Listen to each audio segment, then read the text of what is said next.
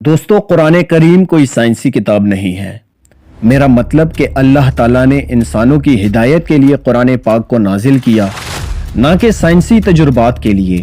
لیکن قرآن کریم اور نبی کریم صلی اللہ علیہ وسلم نے سائنس سے جڑی جتنی بھی باتیں بتائی ہیں، کوئی ایک سائنسدان بھی اس کو جھٹلا نہیں سکتا۔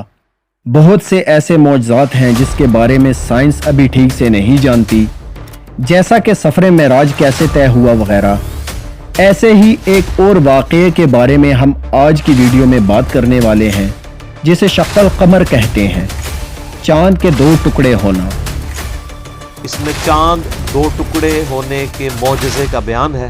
شروع کی ہی آیات کے اندر چاند سب نے دیکھا کہ دو ٹکڑے ہو کر ذرا سا ہٹ کر ایک دوسرے سے دور ہو کر پھر آ کر جڑ گئے۔ وانشق القمر۔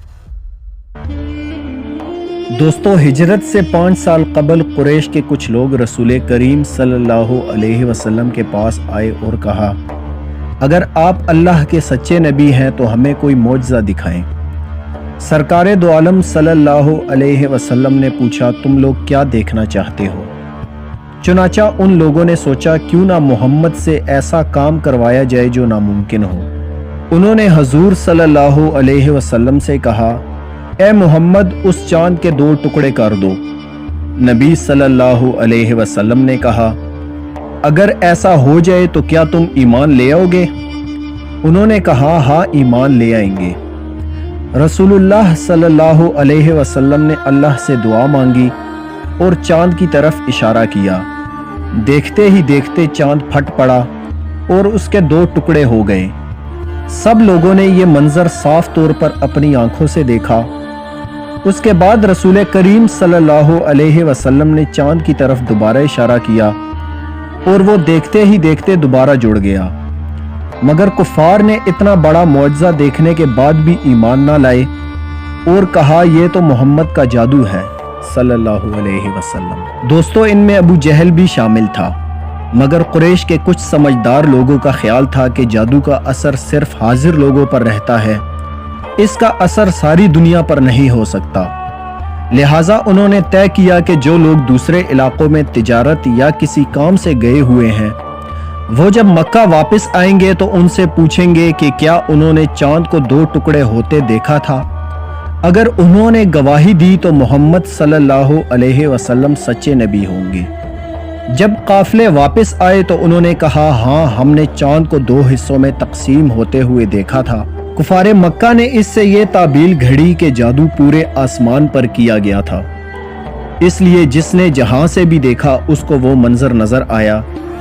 اس معجزے کے بعد چند لوگ ہی ایمان لائے اور باقی گمراہ ہی رہے۔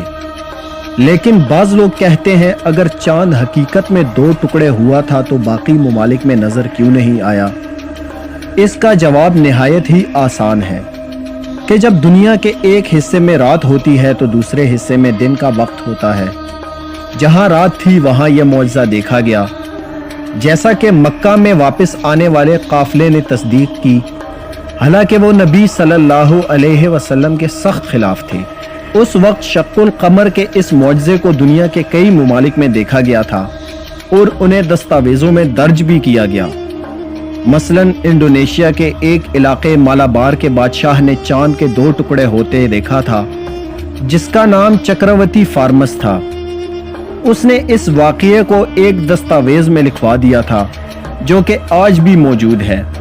اسی طرح جنوبی ہند کے راجہ چیرامن پیرومل نے اپنے محل میں چاند کو دو حصوں میں تقسیم ہوتے دیکھا تھا اور بعد میں انہوں نے اسلام بھی قبول کیا تھا۔ لیکن دوستو آج کی جدید سائنس اس کے بارے میں کیا کہتی ہے؟ 1680 میں ایک ماہر فلکیات ڈومینسیو کسینی نے چاند کی بہت ڈیٹیل سٹڈی کی اور چاند کی ایک تصویر بنائی، جس میں اس نے چاند کے درمیان ایک لکیر بنائی تھی۔ اس کے 200 سال بعد ناسا نے چاند کی تصویر جاری کی، جس میں کسینی اور جدید تصویر کا موازنہ کیا گیا اور دونوں تصویروں میں یہ لکیر مشترکہ پائی گئی۔ چنانچہ سائنسدان مزید ریسرچ میں پڑ گئے کہ آخر یہ لکیر کس چیز کی ہے۔ اس کے بعد ناسا نے 1969 میں اپولو 10 مشن چاند پر بھیجا اور اس مشن نے چاند کی بہت قریب سے تصویر اتاری، جس میں اس لکیر کو واضح دیکھا جا سکتا ہے۔ जो माजी में चांद के 2 टुकड़े होने की वाज़ेह निशानी थी।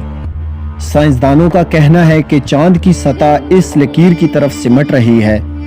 दरअसल साइंसदान इस सच्चाई को जानते हुए उसे एक मफरूजे के पीछे छुपाना चाहते थे, क्योंकि अगर साइंसदानों ने चांद के टूटने के सबूत दुनिया के सामने रख दिए तो इस्लाम की हक्कानियत साबित हो जाएगी। इन तमाम बातों से एक बात वाज़ेह है कि इस्लाम आज से 1400 साल पहले जो बातें बता चुका है वो 100% बरहक है। दोस्तों, हमें उम्मीद है कि हमारी आज की वीडियो आपको पसंद आई होगी। अगर आपको वीडियो पसंद आई है तो चैनल को सब्सक्राइब करें, और अगर आप हमें फेसबुक पर देख रहे हैं तो हमारे फेसबुक पेज को लाइक एंड फॉलो करें। आपसे मुलाकात होती है अगली वीडियो में। तब तक अपने भाई अयास खान को इजाज़त दीजिए। अल्लाह निगहबान।